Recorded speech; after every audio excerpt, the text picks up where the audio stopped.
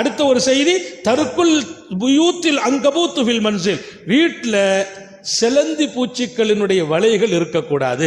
செலந்தி வலை பின்னி வச்சிருக்கு பார்த்தீங்களா, செலந்தி கூட அதை தட்டின் ஒற்றை அதுக்கு ஒற்றை கம்பே வச்சிருக்கான் அதுக்குண்டே. ஆனால் நிறைய வீட்டில் பார்த்தீங்கன்னா அங்கங்கே அது அப்படியே கூடி கூடி இருக்கும். அந்த பின்னலை எடுத்துடணும். எங்கெல்லாம் ஒற்றை இருக்கும் அந்த ஒற்றை எடுக்கணும். ஒற்றை வீட்டில் விடக்கூடாது.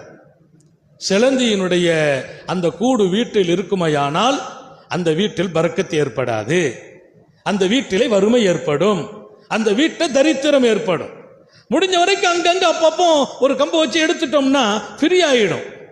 சில வீட்டில் பரக்கத்தை சேர்த்து வச்சிருக்கிறாங்க. எப்போ எடுப்பீங்க? பிள்ளைக்கு கல்யாணம் வருது, புள்ள கல்யாணத்துல தான் அதை எடுக்கிறது.